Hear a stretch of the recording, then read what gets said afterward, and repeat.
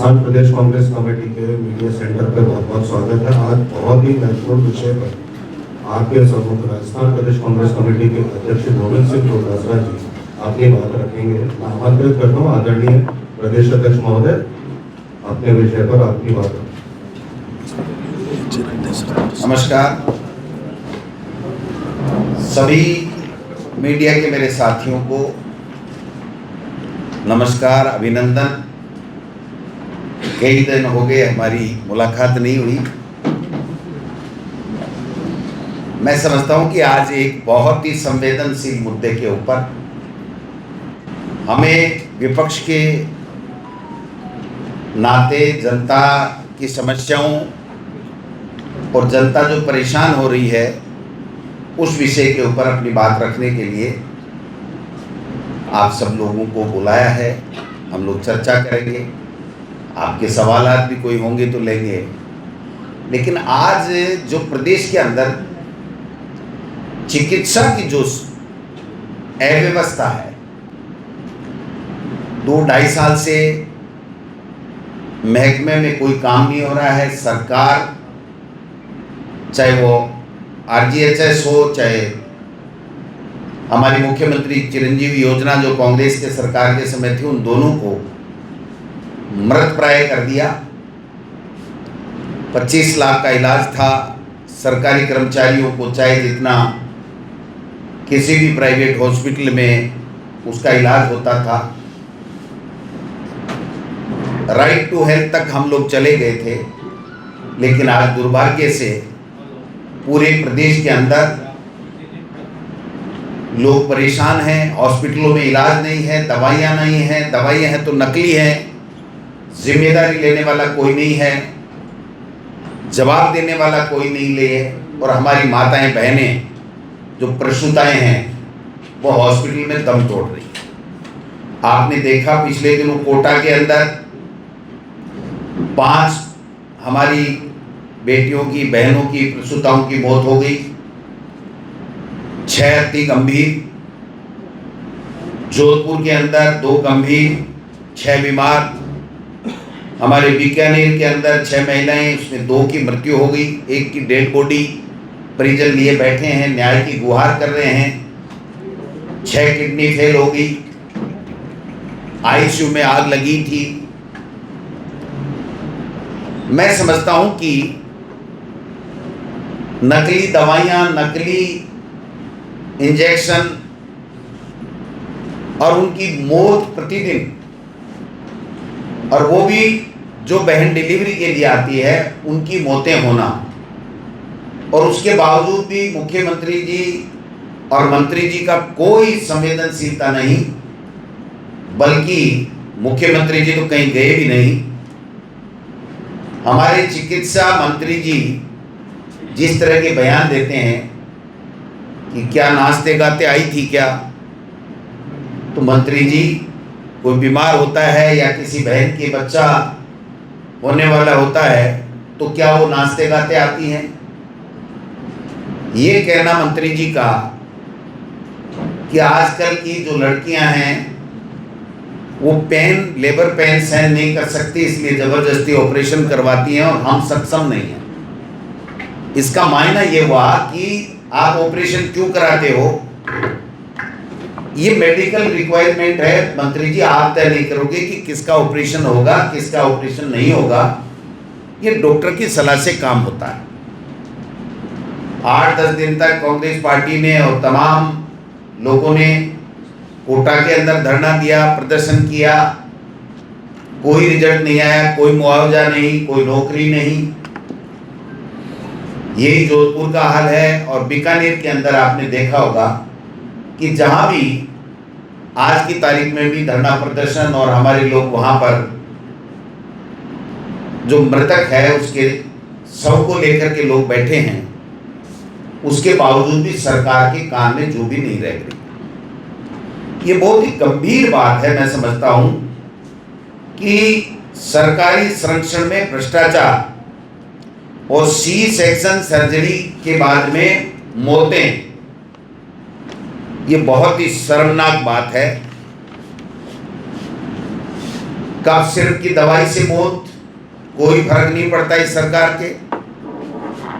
Delivery के समय caesarean हो रहा है, मौतें हो रही हैं, कोई फर्क नहीं पड़ता इस सरकार के। आज तक जांच रिपोर्ट नहीं आई। कोटा में घटना हुई, जोधपुर में घटना हुई, बीकानेर में हो गई, मंत्री जी का एक भी जवाब या दो, आने दो रिपोर्ट, आने दो रिपोर्ट। मैं समझता हूं कि इससे बड़ा दुर्भाग्य कोई हो नहीं सकता। कांग्रेस पार्टी इस अति संवेदनशील मुद्दे पर जनता के साथ में खड़ी है और मैं और टीकाराम जूली जी शीघ्र बीकानेर जाकर के इस सरकार को चेताने का काम करेंगे। पीबीएम हॉस्पिटल की अव्यवस्थाएं तो बरसों से आपने देखा होगा, 2-2.5 साल से ये बातें आ रही हैं। ये नकली दवा, नकली इंजेक्शन आते कहां से हैं? ये नकली ऑक्सीटोसिन जो इंजेक्शन है जिससे किडनी फेल हो रही है, इसके ऊपर आपने बैन लगाया या नहीं लगाया? बैन लगाया है तो लगाने के बाद में भी ये कैसे आ रहा है? दवाइयां, नकली दवाइयां कैसे मरीजों को दी जा रही हैं? जो हमारे समय में फ्री दवाई थी वो तो बंद सी हो गई। आरजीएचएस में कोई जो है वो इलाज प्राइवेट हॉस्पिटल नहीं कर रहा है, और वो इसलिए नहीं कर रहा है कि उसको पैसे नहीं मिल रहे हैं, उसके ऊपर सवाल उठाए जा रहे हैं।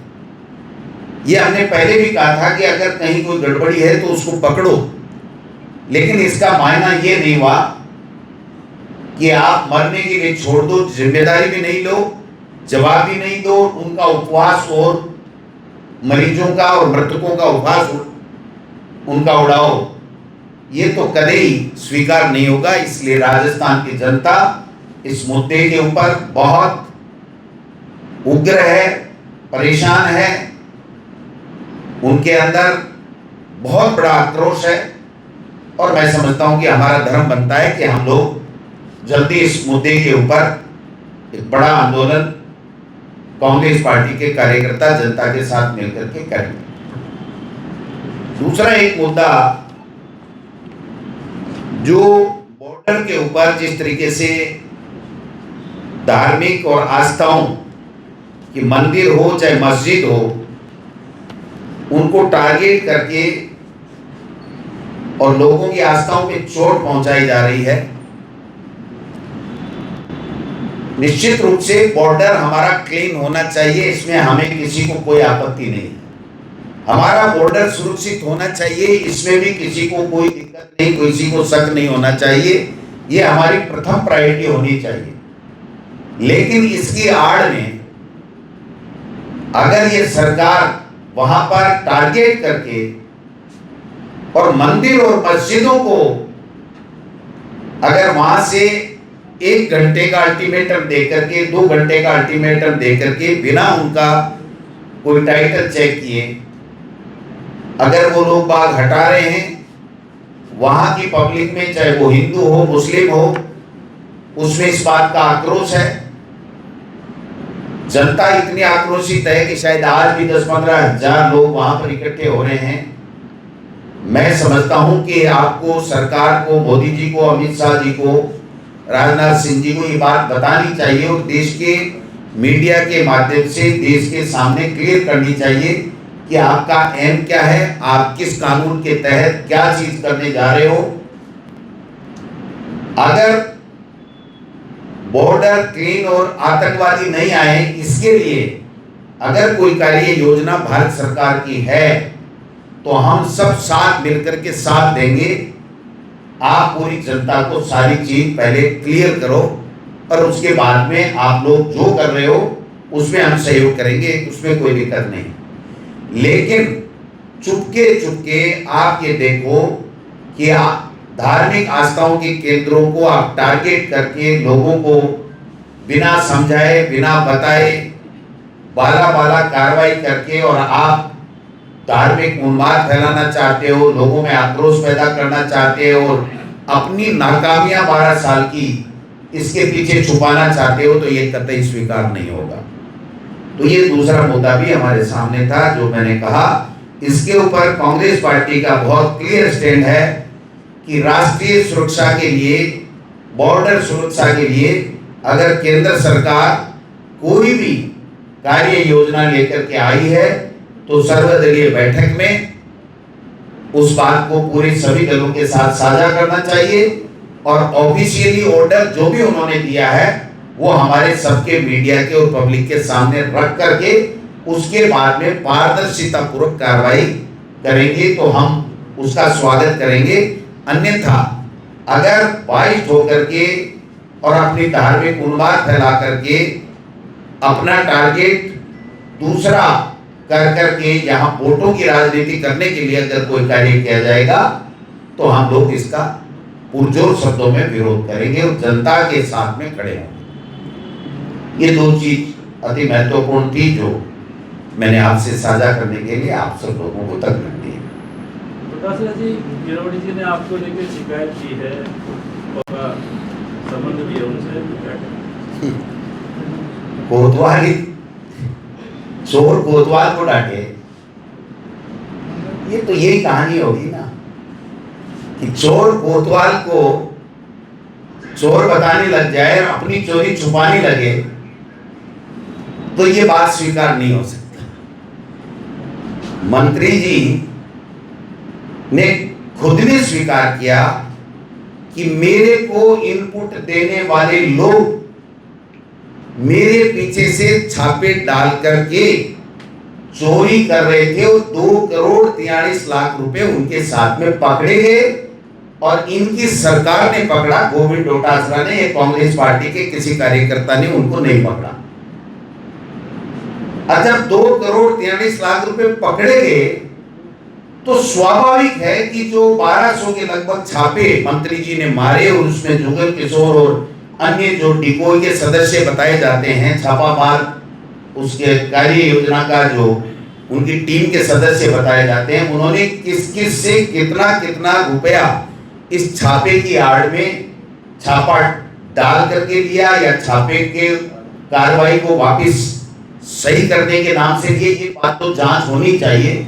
और मैं समझता हूं कि किरोड़ी जी जो अपने आप को कट्टर ईमानदार कहते हैं, उनको आज की तारीख तक ये शब्द भी क्यों नहीं बोला उन्होंने कि हाँ ये गलत हुआ, चोरी हुई है, डकैती हुई है और मेरे डिपार्टमेंट के लोगों ने की है, मेरे द्वारा नियुक्त किए गए व्यक्ति ने की है, तो मेरा धर्म बनता है कि मैं मुख्यमंत्री जी को चिट्ठी लिखूं कि इसकी पूरी एसओजी या जो भी कोई एजेंसी है उससे जांच होनी चाहिए। और मैं पूछना चाहता हूं मंत्री जी, आप तो हमारे यहाँ ईडी ला रहे थे, लाया भी, कोई बात नहीं, 2,43,00,000 पकड़ने के बाद में भी ईडी की कार्रवाई आपके इस डिपार्टमेंट के लोगों के खिलाफ जो आपके द्वारा नियुक्त किए गए उनके खिलाफ क्यों नहीं होनी चाहिए अब तक ईडी की कार्रवाई? और लोग ये कहते हैं, लोगों से हम सुनते हैं कि 300, 400, 500 करोड़ रुपए का खेला इस बीज और खाद के छापों के अंदर लोगों ने कर लिया। तो मंत्री जी की जिम्मेदारी बनती है कि उनके ऊपर कोई लांछन ना लगे 1 रुपए का भी, इसलिए उनको आगे बढ़ करके मुख्यमंत्री जी को यह लिखना चाहिए कि मुख्यमंत्री जी हमारी सरकार जवाबदेही में और जीरो भ्रष्टाचार में, जीरो टॉलरेंस में विश्वास करती है, इसलिए इसके अंदर दूध का दूध पानी का पानी होना चाहिए और ये जांच होनी चाहिए। अगर मंत्री जी ये बात कहते तो मैं खुद सैल्यूट करता और उनको कहता कि ये कट्टर ईमानदार आदमी है, जब इनके डिपार्टमेंट में भ्रष्टाचार हुआ है तो ये आगे चल करके उसके ऊपर जांच करवाने के लिए तैयार हो गए, बल्कि उल्टे मंत्री जी जाकर के एसीबी में जाते हैं, डीजी एसीबी के पास में जाते हैं, जो मंत्री को अधिकार नहीं होता है, अकेले जाते हैं जिसका उनको कोई अधिकार नहीं बनता है। मैं समझता हूं कि ये जो उनकी संदेहास्पद जो गतिविधि है उसके कारण से उनके ऊपर आज भी सवाल बना हुआ है कि क्या इस बीज खाद के घोटाले में किरोड़ी लाल जी मंत्री जी का तो कहीं कोई हाथ नहीं है। ये शंका उत्पन्न होती है और जनता में शंका है, और ये किरोड़ी जी खुद कहते हैं कि मेरे ऊपर शंका हो रही है, लेकिन वो ये नहीं कह रहे कि ये जो पैसे इकट्ठे किए, भ्रष्टाचार किया, उसमें शंका हो रही है। वो कह रहे हैं डॉक्टर और मंत्री का एफआईआर में नाम आ गया, इसलिए मेरे पे लोग शंका कर रहे हैं। तो मंत्री जी अपने आप को क्लीन चिट दिलाने के लिए आप डीजीपी में जा सकते हो। तो मेरा तो इतना कहना है कि आपको इस विभाग में हुए भ्रष्टाचार के ऊपर आपको डीजीपी के पास जाकर के या मुख्यमंत्री जी के पास जाकर के एक चिट्ठी जो मेरे खिलाफ आपने आरोप लगाने की लिखी है वैसी की वैसी एक चिट्ठी मैं उम्मीद करता हूं कि आप 24 घंटे में 12 घंटे में कभी तो देंगे। मैं इसलिए बार बार कह रहा हूं कि सीकर में जो संदीप और रोहितास जिनके खिलाफ एफआईआर हुई, जिन्होंने मंत्री जी के नाम से ओएसडी बन करके पैसे मांगे, उन दोनों के साथ जब वो सीकर में थे तो जुगल किशोर जो पकड़ा गया रंगे हाथों, वो जुगल किशोर भी उनके साथ में था और जुगल किशोर थाने में भी साथ में गया है उन दोनों व्यक्तियों के, कार्मिकों के, जिनके लिए मंत्री जी कहते हैं कि ये मेरे डिकोई के मेंबर थे। आज तक आदेश तो हमने देखा नहीं वो डिकोई के थे, किसकी चीज के थे। जुगल किशोर 2 दिन वहां होटल में रुका उन दोनों कार्मिकों के साथ में, और जुगल किशोर एसपी ऑफिस में गया है और वो ये कह रहा है, मुझे नहीं पता मंत्री जी ने फोन किया कि नहीं किया, वो ये कह रहा है मैंने मंत्री जी से फोन करा दिया, एफआईआर लॉन्च हो जाएगी। और उन दोनों जो पैसे मांग रहे थे मंत्री जी के ओएसडी बन के, उन पे एफआईआर नहीं करके वहां का पुलिस महकमा, एसपी, इनके बीज वाले के विकास बीज भंडार के खिलाफ में राजकीय कार्य में बाधा का मुकदमा दर्ज करा देता है। जब जुगल किशोर वहां मौजूद है, 3 दिन वहां रहा है, उसके 1 घंटे बाद में जब ये मीडिया में आ गया कि ऐसे पकड़े गए तो जुगल किशोर भागने लगा और एसीबी ने उसको पकड़ करके 2 दिन रखा और उनसे बात कराते हुए 2 करोड़ 43 लाख रुपए पकड़े। तो मंत्री जी उन दोनों कार्मिकों के खिलाफ आज तक आपने कार्रवाई क्यों नहीं की? नंबर 1, जुगल किशोर 2 दिन तक उनके साथ में था। जब जुगल किशोर चोर रंगे हाथों पकड़ा गया तो उन दोनों व्यक्तियों का भी क्या रोल है, इसकी जांच की मांग आपने क्यों नहीं की? आप मेरे खिलाफ जो भी चिट्ठी लिख रहे हैं वो चिट्ठी तो 2021 से एक व्यक्ति बराबर लिख रहा है और 2.5 साल 2 साल हमारी सरकार के समय लिखता रहा, 2.5 साल अब लिख रहे हो। कभी आरएस की बात कर देते हो, कभी ओबीसी की बात कर देते हो, कभी कोई दूसरी बात कर देते हो। मुझे कोई दिक्कत नहीं है, जिस एजेंसी से सरकार जांच कराना चाहे कराए, मुझे किसी से कोई दिक्कत नहीं है। सरकार ने पहले भी जांच कराई है और जिस परिपत्र का 2019 का ही हवाला दे रहे हैं वो परिपत्र है ही नहीं, वो एक चिट्ठी थी, वो चिट्ठी गलत गई, उसका 2021 के अंदर स्पष्टीकरण देकर के आरपीएससी को सरकार ने बता दिया और 1999 से लेकर के अब तक वही नियम है ओबीसी का जो नियम 1999 से लेकर के भारत सरकार और राजस्थान सरकार ने किया है। अगर उसमें कोई भी व्यक्ति, मैं किसी व्यक्ति विशेष की बात नहीं करता, न मैं अपने लिए बात करता न दूसरे के, अगर किसी ने भी कोई गलत काम किया है, कोई गलत सर्टिफिकेट या गलत कोई संसाधन अख्तियार किए हैं नौकरी लेने के लिए, तो उसकी सरकार सोमोटो जांच करे। मंत्री जी को 5 साल बाद में ये राग अल्पाने की आवश्यकता नहीं थी। मैं समझता हूं कि उन्होंने अपने ऊपर पर्सनली इस बात को ले लिया कि मेरे डिपार्टमेंट के खिलाफ डोटासरा कैसे बोला, इसलिए इसको हम लोग बदनाम कैसे करें, ये कैसे बोल रहा है, इतना क्यों बोल रहा है। मैं समझता हूं कि मंत्री जी अगर आप जैसा कह रहे हो कि मैं भ्रष्टाचार के खिलाफ हूं तो ये लड़ाई हमको दोनों को मिलकर के साथ लड़नी चाहिए। आप भी भ्रष्टाचार मिटाना चाहते हैं, मैं भी भ्रष्टाचार मिटाना चाहता हूं।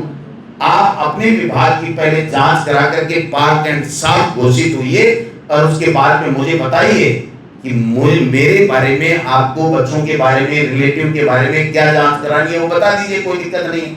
और आपकी तो सरकार है साहब, आप मुख्यमंत्री को धमकी दे रहे हैं कि सीमा मत लांघिए, लक्ष्मण रेखा मत लांघिए।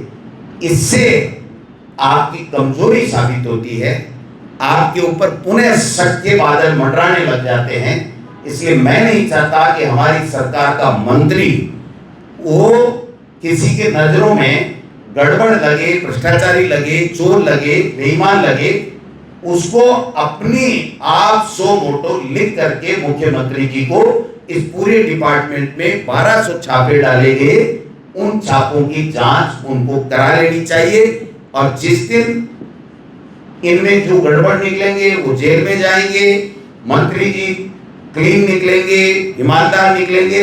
मैं खुद धन्यवाद देने के लिए जहां वो कहेंगे वहां चला जाऊंगा कि वास्तव में मंत्री हो तो ऐसा, लेकिन अपनी बारी आए तो दूसरों की तरफ अंगुली कर करके कि देखो चोर जा रहा, देखो चोर जा रहा, देखो चोर जा रहा, ये कह करके अगर सही मायने में जो चोर है वो अगर छिप करके जनता की नजरों से निकल जाएगा तो मंत्री जी ये राजनीति गलती हो जाएगी।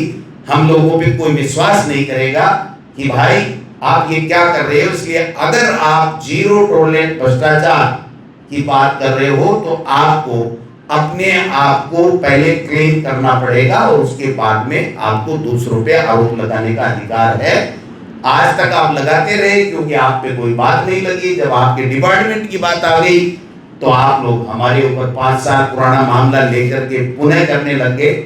ये जो जांच है वो जांच पहले भी सरकार के द्वारा भी हो चुकी है, कोर्टों के द्वारा भी आपने जितने भी इस तरह से कोर्टों में कराए थे उनमें भी फैसले हो चुके हैं। इसलिए कृपया कोई नई चीज लाइए, पुरानी चीजों में अपना समय व्यर्थ मत गवाइए और सरकार के ऊपर आरोप मत लगाइए। और भविष्य में आप अकेले किसी भी डीजीपी के पास में आपको शायद मंत्री रहते हुए जाने का अधिकार नहीं है, क्योंकि पता नहीं आपने क्या बातें की क्या नहीं की।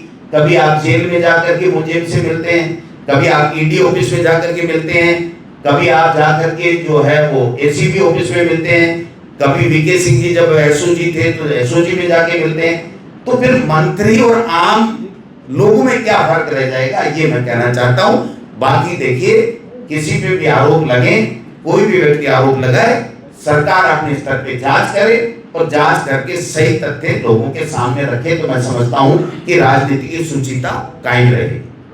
अध्यक्ष जी आपके आरोप, अध्यक्ष जी आपके जो आरोप है वो कृषि विभाग पे है या मंत्री पे?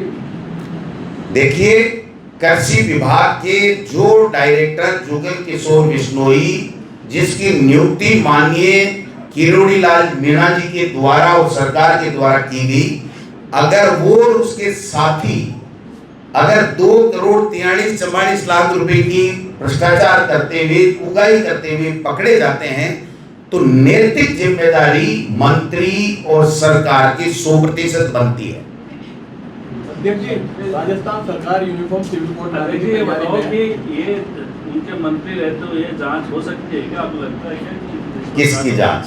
किरोड़ी जी की जो जांच की बात कर रहे हो आप। अब इस सरकार को तय करना है भाई साहब। इनके तो राजनाथ सिंह जी ने कहा है ना कि केंद्र हो चाहे राज्य हो, ये यूपीए गवर्नमेंट नहीं है जो जिम्मेदारी और जवाबदारी तय करके इस्तीफे ले लिए जाते हैं नैतिकता के आधार पर। हमारे यहाँ नैतिकता का कोई पैमाना नहीं है। हमारे यहाँ तो लूटो खोसो खाओ इस्तीफा मत दो, ये परंपरा है। ये राजनाथ सिंह जी ने कहा था। तो आप बताइए कि आज तक मंत्री अगर एक शब्द नहीं बोले, 2 करोड़ 43 लाख कहां से आए, कैसे आए, डिपार्टमेंट की जांच तक नहीं बैठा है और उन 2 कार्मिकों को जो सीकर में पकड़े गए उनके खिलाफ 100 का नोटिस भी नहीं दे, तो निश्चित रूप से जनता का शक होना, हमारा उनके ऊपर शक होना स्वाभाविक है। उस शक के दायरे से अपने आप को हटाने के लिए उनको आगे बढ़ करके दूसरों पे आरोप लगाते हैं, वैसे अपने आप के ऊपर या अपने डिपार्टमेंट के ऊपर लगे गए आरोपों में क्लीन चिट उनको जांच करा देनी चाहिए। दिलावर जी तो कह रहे हैं कि फिल्मात पे भी अगर भ्रष्टाचार किया तो मैं भी भ्रष्टाचार नहीं, ये नहीं बोला उन्होंने कहा किरोड़ी है जैसा ही मैं हूं, तो इसमें किसी को कोई ज्यादा शक नहीं है।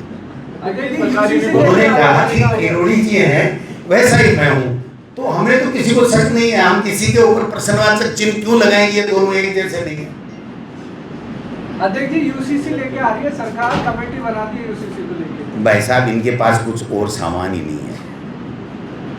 कभी बॉर्डर पे, कभी यूसीसी पे, कभी सांसदों को तोड़ने पे, किसी सरकारों को गिराने पे, किसी के ईडी इनकम टैक्स भेज करके प्रताड़ित करना, फिर इलेक्ट्रोल बॉन्ड लेना, ये यही तो चल रहा है इस देश में 12 साल से। जनता के लिए कौन सा काम चल रहा है बता दो। कोई ऐसा कोई काम इन्होंने किया हो जिससे जनता की कोई प्रति व्यक्ति की इनकम बढ़ी हो, या किसानों की आमदनी दुगुनी हुई हो, या कोई रोजगार मिला हो, या उद्योग धंधे स्थापित हुए हो, या भ्रष्टाचार खत्म हो गया हो, या आतंकवाद समाप्त हो गया हो, या काला धन समाप्त हो गया हो। ऐसी कोई बात बताई तब तो समझ में आती है, वरना तो वही है कि हमें तो हमारा वोटों से मतलब है, देश से हमारा कोई सरोकार नहीं है। यही पैटर्न पे ही बीजेपी और चल रही है। अध्यक्ष जी, लखनऊ कोचिंग अग्निकांड के बाद 15 से ज्यादा कोचिंगें जयपुर में सीज कर दी गई और आज भी जोटवाड़ा में कार्रवाई जारी है। मैं समझता हूँ कि ये तो सतत प्रक्रिया होनी चाहिए ना, डॉक्यूमेंट चेक करना, बच्चों की भविष्य को सुरक्षित रखना। इसमें तो कोई घटना होने के बाद में अगर कोई बात करे तो फिर सरकार क्या है? घटना पे एक्शन होना अलग बात है, लेकिन ये घटना ही ना घटित तो इस तरह की व्यवस्था किसी भी सरकार को करनी चाहिए और उस दिशा में कोई भी कदम उठाते हैं तो स्वागत है। या अध्यक्ष जी, आपने कहे थे कि कांग्रेस दल को मजबूत करने के लिए हमने जिला अध्यक्ष मजबूत बनाया है, तो क्या जयपुर जिला मुद्दे कमजोर अध्यक्ष बनाए हैं? अपनी मीटिंग भी यहाँ कर रहे हैं प्रदेश कार्यालय में, तो कहीं भी कर ले, क्या दिक्कत है? प्रदेश कार्यालय में स्थान है तो दे दो, विवाह स्थल में क्यों करें? और मैंने तो कह दिया भाई भवन अपना बनाओ। अगर मेरा भवन यहाँ कांग्रेस का है, कांग्रेस के कार्यकर्ता बैठ कर के चर्चा कर रहे हैं, अपनी बात कर रहे हैं, तो इसमें कोई बुरा नहीं है। सवाल ये है कि हमारा उद्देश्य, हमारा ध्येय ये होना चाहिए, हमारा प्रयास ये होना चाहिए कि हम आने वाले दिनों में सभी जिला कांग्रेस कमेटियों का अपना अलग भवन बनाएं। तो मैं समझता हूँ उस दिशा में हम लोग काफ़ी जगह काम कर रहे हैं। किरोड़ी जी ने जो चिट्ठी भेजी है मुख्यमंत्री जी को, उसके अंदर एक बाबूलाल कटारा का भी उन्होंने जिक्र किया। उन्होंने बाबूलाल कटारा के एक बयान को भी उसके अंदर कोट किया है कि बाबूलाल कटारा ने कहा कि आपने प्रेशर क्रिएट किया। इसको किस तरीके से बोलेंगे? कोई मतलब की बात नहीं है ये। वो कृषि के ऊपर जो घोटाला हुआ, 2,43,00,000 पकड़े गए, उनमें कौन कौन शामिल है, ये पैसा कहाँ तक जा रहा था, कितना गया और कितना बीच में रुक गया, 60 लाख कहाँ गए, वो सवाल ये है। इसके ऊपर चर्चा करो मंत्री जी। दूसरी बातों में क्या रखा है? ये इधर उधर की बात करके अगर चोर पतली गली से निकलना चाहेगा तो हम निकलने नहीं देंगे भैया। किरोड़ी जी ने मुँह से बढ़ा ली है। पता नहीं किरोड़ी जी कुछ भी करें, मैं उनका कोई प्रवक्ता नहीं हूँ। मैंने थोड़े मैं था अब नहीं है, लेकिन साडू पक्का साडू तब होगा जब वो कृषि विभाग में खाद और बीज के हुए घोटाले के लिए चिट्ठी मुख्यमंत्री को लिख करके उसकी विस्तृत जांच कराएगा, तब तो है मेरा पक्का साडू, कट्टर ईमानदार। और नहीं तो कहेंगे ईमानदार, दूसरों पे कीचड़ उछालते रहो, खुद पूरे के पूरे सने हुए हो, तो ऐसे में तो फिर बात बनेगी नहीं भाई साहब। सर मानसून लेट हो रहा है और यमुना ये अभी कल मंत्री जी ने बोला कि एमओयू करेंगे प्रधानमंत्री जी। पहली बात तो वो एमओयू नहीं है, मैंने भी मेरे ट्वीट में एमओयू इसलिए बोला कि मुख्यमंत्री जी ने एमओयू का, वो एमओए है, लेकिन 2.5 साल बाद में अगर कोई मुख्यमंत्री उसी बात को रिपीट करते करते करते करते अगर 2.5 साल निकाल दे, एक बूंद आए नहीं, 1 रुपया लगे नहीं, तो सवाल तो उठेंगे ना। 4 महीने में डीपीआर बनाने वाले आज की तारीख तक एमओए ही नहीं कर सके। एमओयू हुए फरवरी 2024 में ही हो गया था और आज तक डीपीआर नहीं बनी, एमओए नहीं हुआ। और अब जो मेरे पास में सूचना है वो मुख्यमंत्री जी या जल संसाधन मंत्री क्लियर करेंगे कि इन्होंने फिर राजस्थान के हितों को वहां पर हरियाणा के सामने सरेंडर कर दिया। पहले ये था कि जो पाइपलाइन राजस्थान के लिए आएगी वो केवल राजस्थान के लिए आएगी, लेकिन मेरे पास, हो सकता है वो गलत है या सही है, मैं आज इसमें ज्यादा नहीं कह सकता, लेकिन मेरे पास जो इंफॉर्मेशन है वो ये है कि हरियाणा ने फिर राजस्थान को मजबूर कर दिया कि जो पाइपलाइन राजस्थान के लिए आएगी उसमें से भी 3-4 जगह हरियाणा फिर पानी लेगा।